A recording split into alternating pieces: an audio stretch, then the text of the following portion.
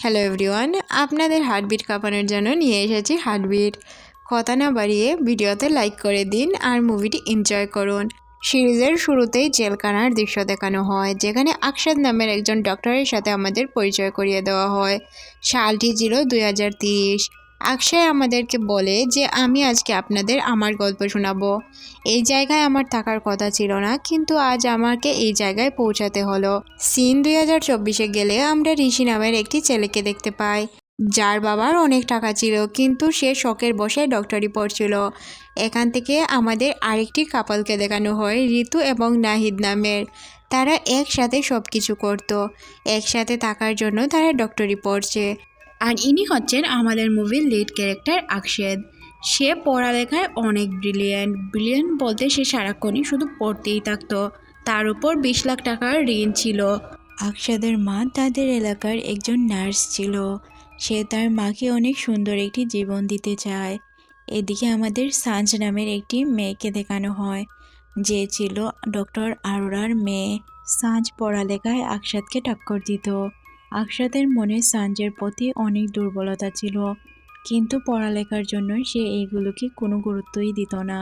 এখানে আমরা বুঝতে পারি তাদের সবার ইন্টার্নশিপ চলছিল এই হসপিটালের ইন্টার্নশিপের প্রথম দিন আকশাদের মায়ের সাথে আকশাদের কথা হয়। আকশাদের মা তাকে বলে প্রত্যেকটি পেশেন্টকে নিজেরভাবে ট্রিট করার জন্য।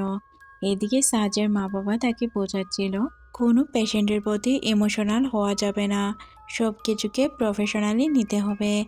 এখানে আমরা বুঝতে পারি দুই ফ্যামিলির মতামত একদমই ভিন্ন ছিল। সাঞ্জের ফ্যামিলি বলে ডক্টর আনন্দা থেকে তোমাকে রেকমেন্ডেশন লেটার নিতে হবে। একই কথা আনন্দের মাও তাকে বলে। এদিকে আমাদের ডক্টর আনন্দাকে দেখানো হয়। আনন্দা অনেক স্ট্রেট ফরওয়ার্ড ছিল। সে তার ইন্টার্নিদের সাথে অনেক ভালো আচরণ করত, মাঝে মাঝে অনেক বকাঝকাও করত।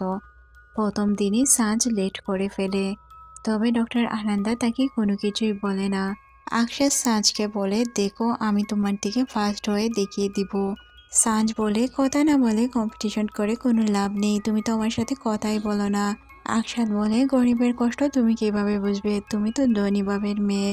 তখনই ওই জায়গায় তাদের ট্রেনার চলে আসে। ট্রেনার বলে, তোমাদের প্রতিদিন সকাল 8টার মধ্যে হসপিটালে থাকতে হবে, না হয় আনন্দা ম্যাম তোমাদের পেপারে সাইন করে দিবে না। এভাবেই তাদের একটি দিন প্রেয়ার হয়ে যায়। এখানে দুইজনের মধ্যে তুমুল ঝগড়া হচ্ছিল। তারা দুইজন একটি পেশেন্টকেই দেখতে যায়। একজন বলে, পেশেন্টকে আমি দেখব, কারণ আমি আগে এসেছি। আকশাদ বলে, উনি মেল পেশেন্ট, তাই ওনাকে আমি দেখব। আকশাদ বুদ্ধি করে লোকটির পাশে চলে যায় আর তার মূত্রের ব্যাগটি কোলে নেয়। তারপরই এখানে সাঞ্জ চলে আসে। তারা একে অপরের সাথে ঝগড়ায় মেতে ওঠে। একজন বলে যে আমি ওনার চিকিৎসা করব, অন্যজন বলে আমি করব। এই বলে তারা টানাটানি করার এক পর্যায়ে ওই লোকটির উপরেই তার প্রস্রাব পড়ে যায়। এতে প্রত্যেকেই অনেক হাসতে শুরু করে। তাদের সাথে থাকা প্রত্যেকেই এখানে চলে আসে। লোকটি বলে, তুমি কি আমাকে চেনো? আমি কে? আমি এমপির লোক। আমি তোমাদের নামে কমপ্লেন করে দিব, তোমরা কোনো হসপিটালেই জব পাবে না। আকশাদ লোকটিকে অনেকবার বোঝানোর চেষ্টা করে, কিন্তু লোক কোনোভাবেই বুঝতে রাজি হয় না। তাদের ট্রেনার তাদেরকে ডেকে নিয়ে বলতে শুরু করে, এই লোক যদি তোমাদের নামে একবার কমপ্লেন করে, তাহলে মনে করো তোমাদের জব আর কখনোই হবে না। তোমরা যতই স্বপ্ন দেখছো না কেন, কোনো স্বপ্নই পূরণ করা সম্ভব না। এই লোক অনেক বড় মাপের একজন লোক, আর যে কোনো পেশেন্টের কমপ্লেন গেলেই তো অবস্থা খারাপ, এটা তো তোমরা বুঝতেই পারছো। সন্দীপের কাছে একজন মহিলা ডাক্তার এসে বলে, তুমি এসব কি করছো? সন্দীপ বলে, তুমি তোমার কাজ করো, আমাকে আমার কাজ করতে দাও। সিন শিফট হয়ে আমাদের সাঞ্জ এবং তার ফ্রেন্ডদের দেখানো হয়। তারা সবাই মিলে চিন্তা করছিল ওই লোকটি যদি তাদের বিরুদ্ধে কমপ্লেন করে দেয়, তাহলে তো তাদের জব চলে যাবে। তখনই তাদের মাথায় প্ল্যান আসে যে কোনোভাবে ওই লোকটিকে আটকাতে হবে। চা খাওয়ার সময় একটি লোককে তারা কানে আঙ্গুল দিতে দেখে। এটা দেখে সাজ ঘিন্না এখান থেকে চাই পান করে না। তখনই রোহিতের মাথায় একটি আইডিয়া আসে। সে ওই লোকটিকে গিয়ে বলে যে আপনি যেহেতু সুগারের ওষুধ খান, আপনি কানে আঙ্গুল দেওয়া বন্ধ করে দিলে সুগারের ওষুধ আর আপনাকে খেতে হবে না। এদিকে তারা সবাই দুশ্চিন্তায় ছিল এই লোকটি তাদের নামে গিয়ে কমপ্লেন না করে বসে। এজন্য তারা ওই লোকটিকে উল্টাপাল্টা বোঝানোর জন্য আসে। লোকটি তাদের কথা বুঝতে পারে আর সে বলে, আচ্ছা আমি আর কানে আঙ্গুল দিব না, তাহলে তো আমার সুগারের ওষুধ খেতে পারবে না। লোকটির কানে আসলে সমস্যা ছিল।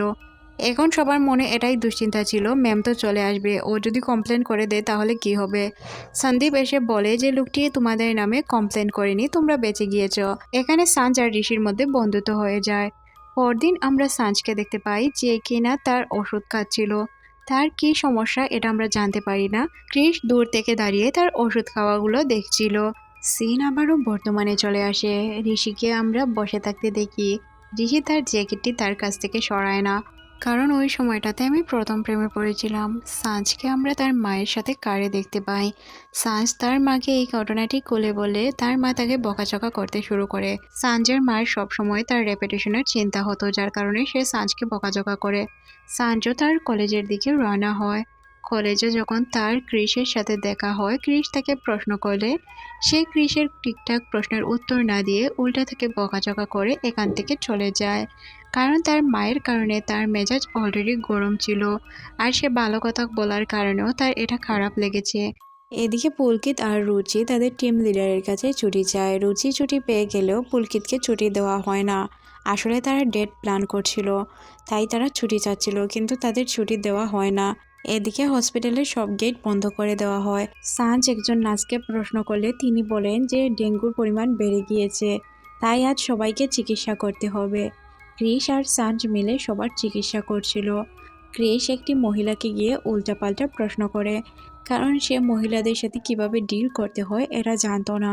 তখন অন্য একজন লেডি ডাক্তার এটা দেখতে পায় আর তাকে ডেকে নিয়ে বকাঝকা করে বলে যে তোমার কি ম্যানেজ নাই, কার সাথে কিভাবে কথা বলতে হয় এটাও জানো না।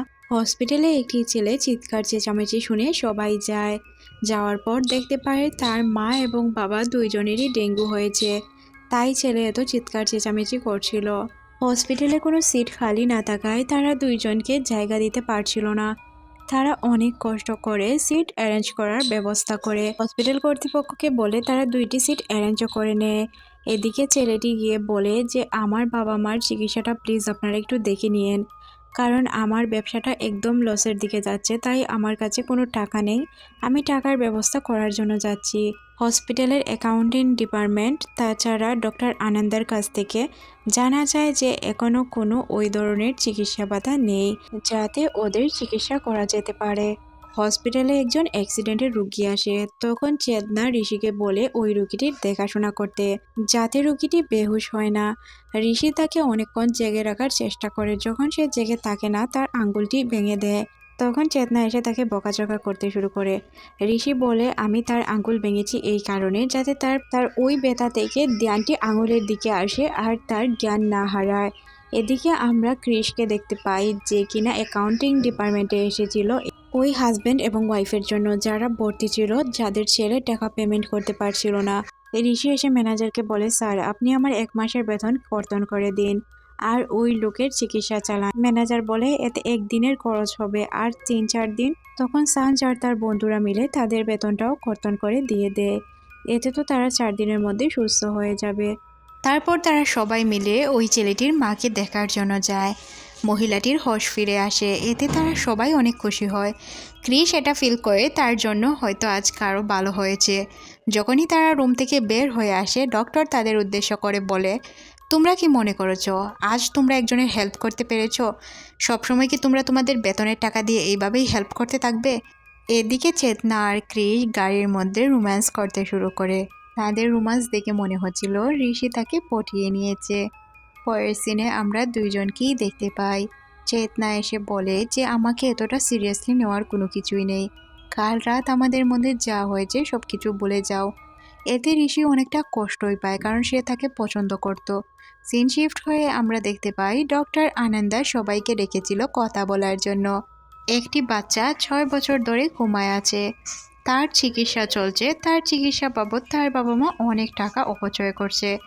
এখন ডক্টর আনন্দা মনে করছে ওদের ফ্যামিলিকে বলে দেওয়া উচিত তার ছেলেকে আর বাঁচানো সম্ভব না। ছেলেটির ফ্যামিলিকে জানানোর দায়িত্ব দেওয়া হয় সাঞ্জ এবং ক্রিসকে।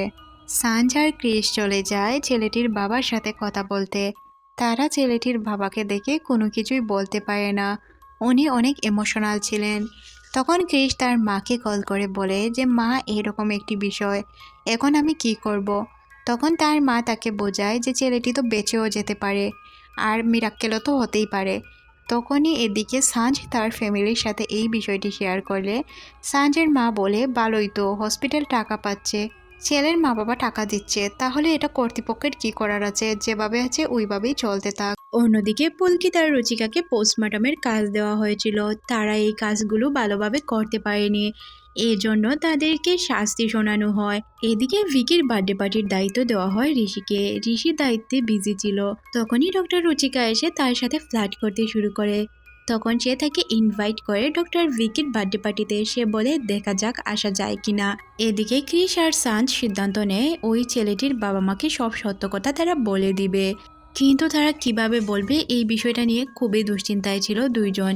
কিভাবে তারা বলবে যে তাদের ছেলে আর বাঁচবে না, বা তাদেরকে আর বাঁচানো সম্ভব না, কোমা থেকে সে ফিরবে না। তারপরও তারা দুইজন সাহস করে চলে যায় বলার জন্য। কিন্তু ছোট বাচ্চার বাবাটিকে কান্না করতে দেখে সাঞ্জ বলে ওঠে, আপনারা চিন্তা করবেন না, আপনাদের বাচ্চা খুব তাড়াতাড়ি সেরে উঠবে। এটা শোনার পর ডক্টর আনন্দ তাকে ডেকে পাঠায়। ডক্টর আনন্দা তাকে প্রশ্ন করে যে তোমরা এই কাজটি কেন করেছ। সাঞ্জ বলে, আমি আমার বাবাকে দিয়ে ওই রিপোর্টগুলো স্টাডি করিয়েছি। এটা শোনার পর ডক্টর আনন্দ তার উপর আরও রেগে যায়।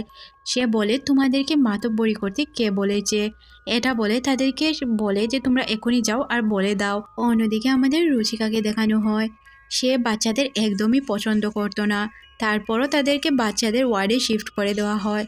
এদিকে খুবই দুশ্চিন্তায় থাকে তারা দুইজন। কোনো কিছু বুঝতে না পেরে সাঞ্জ আর ক্রিস গিয়ে ওই বাচ্চার মা বাবাকে বলে দেয় যে আপনার ছেলেকে বাঁচানো সম্ভব না। অন্যদিকে আমরা রুচিকে দেখতে পাই যে একটি ছোট বাচ্চার অসুখ সারিয়ে দিয়েছিল। ছোট বাচ্চাটি মনে করতো সে অসুস্থ, আসলে সে অসুস্থ ছিল না, তার মনের ভুল ছিল যে সে অসুস্থ।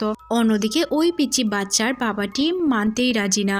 আপনাদের একটু গড়বড় লাগতে পারে, যেহেতু সিন একটার পর একটা চলে আসছিল, আমি এইভাবেই দিতে বাধ্য হয়েছি। তারপর পিচ্চি ছেলেটির বাবা মা সিদ্ধান্ত নেয় তাদের ছেলেকে বাসায় নিয়ে যাবে, আর চলেও যায়। সিন শিফট হয়ে আমাদের ডক্টর সন্দীপের বার্থডে পার্টিতে দেখানো হয়। বার্থডে পার্টিতে রুচিকাও এসেছিল। তাদের মধ্যে আন্ডারস্ট্যান্ডিং তেমন একটি ভালো থাকে না। এটার কারণ আমাদের এখন জানানো হয় না, পরবর্তীতে হয়তো আমরা বুঝতে পারবো তাদের মধ্যে আন্ডারস্ট্যান্ডিং কেন ভালো নেই। সাঞ্জ আর ক্রিসও বার্থডে পার্টিতে এসেছিল। তারা দুইজন বসে গল্পগুজব করে, তাদের সাথে তাদের ফ্রেন্ড সার্কেলও ছিল। ডক্টর সাঞ্জ আর ক্রিসের মধ্যে তো এমনিতেই কথা হতো না, তারা একজন অপরজনকে কম্পিটিশন করত। এই সুযোগে তারা দুইজন মন খুলে কথা বলে, একে অপরের সম্পর্কে বুঝতে জানতে শুরু করে। তারপর সাঞ্জ আর ক্রিস মিলে ড্রিঙ্কও করে। ড্রিঙ্ক করার পর তারা দুইজন নাচানাচিতে মেতে ওঠে। সিন শিফট হয়ে আমাদের ঋষি এবং রুচিকাকে দেখানো হয়। দুইজনই ইন্টিমেট হয়। ঋষি বলে, আমার তোমার জন্য কিছু কিছু ফিলিংস হচ্ছে। রুচিকা বলে, তুমি আমার জন্য ফিল করতে পারো না, আমরা জাস্ট ইন্টিমেট হওয়ার জন্য ইয়ার, এছাড়া আর কোনো কিছুই না। পার্টি শেষ করে সাঞ্জ আর ক্রিস তাদের বাসার উদ্দেশ্যে রওনা হয়। দুজন আড্ডা দিতে দিতে তাদের বাসায় চলে যায়। পরদিন সকালে একজন ভিআইপি পেশেন্ট আসে। ডক্টর আনন্দা ওই ভিআইপি পেশেন্টটিকে তার ইন্টিমেট লাইফ সম্পর্কে প্রশ্ন করে। তখন তার বিয়ে আর ওয়াইফ থাকার কারণে সে কোনো কিছুই বলতে পারে না। এই সিনটি এখানেই কাট করে আমাদের ঋষিকে দেখানো হয়। ঋষি সাঞ্জ এবং ক্রিসের সাথে কথা বলছিল। সে বলে, আমার মনে হয় আমি অনেক টক্সিক। তখন সাঞ্জ বলে, তুমিই ভালো জানো তুমি টক্সিক কিনা। সে বলে, আমার মেন্টালিটি এমন যে আমি চাই মেয়েরা গড়ে বসেই থাকুক। এখান থেকে আমাদের পুলকিত এবং রুচিকাকে দেখানো হয়। একটি পেশেন্ট রুচিকাকে ডিস্টার্ব করার চেষ্টা করে। তখন তার সাথে ঝগড়া করে পুলকিত। রুচিকা তাকে বাহিরে নিয়ে এসে বলতে থাকে, আমি আমার খেয়াল রাখতে পারবো, তোমার এত মাতব্বরি করার কোনো প্রয়োজন নেই। এতে তাদের দুইজনের মধ্যে অনেক ঝগড়া হয়ে যায়। তারপর তারা দুইজন দুই দিকে চলে যায়, একে অপরের বন্ধুর সাথে দুইজনের খারাপ দিকগুলো শেয়ার করতে থাকে। এখান থেকে সিন শিফট হয়ে আমরা ওই ভিআইপি পেশেন্টটাকে দেখতে পাই। ওই পেশেন্টের অ্যাসিস্ট্যান্ট বলে, স্যারকে আপনারা আবার প্রশ্ন করুন, উনি এখন উত্তর দিতে পারবেন, কারণ এখন ওনার ওয়াইফ এখানে নেই। তখন প্রশ্ন করা হলে আমরা জানতে পারি ওই লোকটি মেয়েদের প্রতি দুর্বল। সে বেশি পরিমাণে ইন্টিমেট হওয়ার কারণে তার ইন্টিমেট এরিয়া গা বা ইনফেকশন হয়ে গিয়েছে। এটা শুনে অনেক বেশি রেগে যায় আমাদের সাঞ্জ মনে মনে ভাবতে শুরু করে, একটা ছেলে কিভাবে এত খারাপ হতে পারে। সাঞ্জ ডক্টর সন্দীপকে বলে, স্যার ওনার চিকিৎসা করবেন না, উনি ওনার ওয়াইফ রেখে অন্য মহিলাদের সাথে ইন্টিমেট হন। এটা শোনার পরে ডক্টর পুলকিত বলে, আমি আমার মামলাগুলো কিভাবে হ্যান্ডেল করব এটা আমি খুব ভালো করেই জানি। ওনার ওয়াইফকে কোনো কিছু বলার দরকার নেই। পরের সিনে যখন ডক্টর টেস্ট করতে আসে তখন আমরা ওই লোকটিকে দেখতে পাই খাবার খাচ্ছিল। তার ওয়াইফ তাকে অনেক আদর করে খাবার খাইয়ে দেয়। লোকটির হাতে খাবার পড়ে যাওয়ায় সে পুরো খাবারের প্লেটটাই ফেলে দেয়। এসব দেখে ঋষির অনেক খারাপ লাগে। মহিলাটি যখন বাহিরে বসা ছিল, ঋষি তাকে গিয়ে কফি দেয় আর তার সাথে গল্পগুজব করে। তখন সে জানতে পারে মহিলাটি তার গাড়ে অনেক ব্যথা পেয়েছে। সে মহিলাটিকে বলে, আপনি চলে যান, চলে গিয়ে চিকিৎসা নেন। পরদিন সকালে আমরা ক্রিস এবং সাঞ্জকে একই সাথে হসপিটালে আসতে দেখি। তারা দুইজন একে অপরকে পছন্দ করত, কিন্তু কেউ এটা প্রকাশ করে না। তবে তারা একে অপরকে সময় দিতে শুরু করে। তারা এত রোমান্টিক টাইম কাটায়, এভাবেই তাদের 2 থেকে 3 দিন পেরোয় যায়। এই ভালোবাসাটাও অনেক সুন্দর ছিল, একে অপরকে না বলেই অন্যদের প্রতি ভালোবাসার ফিলিংসটা। অন্যদিকে ওই ভিআইপি পেশেন্টের ওয়াইফকে দেখতে পাই। ওই মহিলাকে ঋষি বলে, আমি খুব ভালো করেই জানি আপনার হাজব্যান্ড কেমন লোক। আপনার এই ব্যথাটা আপনার হাজব্যান্ড আপনাকে দিয়েছে, তাই না? আমি বলে রাখি, আপনার হাজব্যান্ডের বাইরে অনেক মেয়েরার সাথে অ্যাফেয়ার আছে। আপনি এই মামলাটিকে দেখে নেবেন। মহিলাটি বলে, ধন্যবাদ আপনাকে এই নিউজটা দেওয়ার জন্য। তবে আমি আমার মতো করে মামলাগুলো গুছিয়ে নিব, আপনাকে চিন্তা করতে হবে না। পরদিন সকালে সাঞ্জ তার বান্ধবীকে বলে যে ক্রিস আমাকে ভালোবাসে কিনা এটা তো আমি এখনো জানিই না। অন্যদিকে ক্রিসের কাছে তার একটি ক্লাসমেট বা ছোট ভাই আসে একটি মেডিকেলের ভুয়া ছাড়পত্র বানানোর জন্য। তখন সে মানা করে দেয়, বলে এইসব আমার কাজ না। তারপর ওই ছোট ভাইটি তাকে অনেকটাই জোর জবরদস্তি করতে শুরু করে। বাধ্য হয়ে ক্রিস তার এই ছোট ভাইটিকে একটি ভুয়া ছাড়পত্র বানিয়ে দেয়। পরের সিনে আমরা পুলকিত এবং রুচিকাকে দেখতে পাই। তারা দুইজন আলাদা আলাদাভাবে তাদের কাজ করছিল। রুচিকা যখন আলাদাভাবে তার অপারেশনটি করে, পুলকিত সেমই কাজ করে। তখন তারা দুইজন বুঝতে পারে তারা একজন অপরজনকে ছাড়া খুব ভালোভাবেই কাজ করতে পারবে। সিন শিফট হয়ে আমাদের সাঞ্জকে দেখানো হয়, তারা দুইজন মিলে কফি পান করছিল।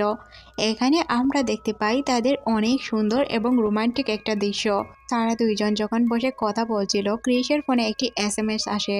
তার টাকাগুলো কেটে নেওয়া হয়েছিল, যার কারণে সে এখন বাসা ভাড়া বা কোনো কিছুই দিতে পারবে না। তখনই রাকেশ তার কাছে একটি ছেলেকে নিয়ে আসে আর বলে, তোমার ছোট ভাই ওনাকে পাঠিয়েছে। তখন ওই ছেলেটি বলে যে মেডিকেল ছাড়পত্র বানিয়ে দিলে তাদেরকে 2000 টাকা দিবে। এতে ঋষি নিজেও রাজি হয়ে যায়, সাথে ক্রিসকেও রাজি করে নেয়। তখন তারা ওই লোকটির একটি ছাড়পত্র বানিয়ে দেয়। এটা আসলে মিথ্যা ছাড়পত্র ছিল। এইভাবে তাদের ইনকাম শুরু হয়ে যায়।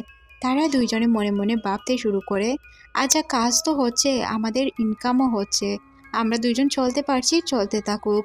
আর এটা একদিন সাঞ্জ এসে দেখে ফেলে। যেহেতু এটা ইলিগ্যাল ছিল, সাঞ্জ এতে অনেক রেগে যায়। তারা দুইজন যখন বাইরে বের হয়, তারা একজন ডক্টরের সামনে এসে পড়ে যায়। ডক্টরটি তাদের জিজ্ঞাসাবাদ করলে তারা এই জায়গাতে বেঁচে যায়। একে অপরকে মিথ্যে কথা বলে বাঁচিয়ে নেয়। এদিকে সাঞ্জকে ধন্যবাদ জানায় ক্রিস। সিন শিফট হয়ে আমাদের সাঞ্জের বাসায় দেখানো হয়। সাঞ্জের মা তাকে বলে, তুমি আমার ফ্রেন্ডের হসপিটালে জয়েন করতে পারো। সাঞ্জ বলে, না মা, আমি এটা করতে পারি না। এদিকে ঋষি আর চেতনা ইন্টিমেট হওয়ার পর রোমান্টিক কথা বলতে শুরু করে। ঋষি যখন রোমান্টিক কথা বলে তখন সে বলে, তুমি আমার বাসা থেকে বেরিয়ে যাও, রোমান্টিক কথার কোনো জায়গা নেই আমার কাছে। এদিকে ডক্টর সন্দীপ যখন বসেছিল তখনই একটি লোক আসে ওই মিথ্যা সার্টিফিকেট বানানোর জন্য। তখন সে খুব ভালোভাবেই বুঝে যায় কেউ একজন নকল সার্টিফিকেট বিক্রি করছে। সে বলে, আমি আর ছাড়বো না তোমাদেরকে। এদিকে পুলকিত আর রুচিকা তাদের ঝগড়া মিটিয়ে নেয়। তারা একে অপরের সাথে শেয়ার করে তারা একে অপরকে ছাড়া খুব ভালো কাজ করছে। অন্যদিকে ডক্টর সবাইকে ডেকে নিয়ে আসে। একে একে সবাইকে জিজ্ঞাসাবাদ করলে কেউই বলতে রাজি হয় না। ডক্টর তাদেরকে একটি খাতায় লিখতে বলে যে আমরা এই কাজটি করিনি। তখন একে একে সবাই খাতাতে লিখে ফেলে। লিখার পর আমরা দেখতে পাই যে একজনের সাথে মিলে যায়, আর সেটা অন্য কেউ না, ক্রিস ছিল। ক্রিসকে যখন ডক্টর সন্দীপ উল্টাপাল্টা প্রশ্ন করে, সে বলে যে স্যার, আমার বাবা নেই আর আমি অনেক গরিব ঘরের ছেলে, নিজের খরচা চালাতে আমি হিমশিম খাই, বাধ্য হয়ে স্যার এই কাজটি করেছি, প্লিজ আমাকে মাফ করে দিন, এছাড়া আমার কোনো খারাপ উদ্দেশ্য ছিল না। ডক্টর সন্দীপ বলে, আচ্ছা তোকে মাফ করে দিব, তবে তুই আমার একটি কাজ করে দিবি, তুই ডক্টর সানজের কাছে সবসময় আমার প্রশংসা করবি, যাতে আমি ওনাদের হসপিটালে ট্রান্সফার হতে পারি। ক্রিস যখন বাইরে বের হয় তখন তার বন্ধুরা তাকে প্রশ্ন করতে শুরু করে, এতক্ষণ ডক্টর সন্দীপ তোর সাথে কী কথা বলছিল রে?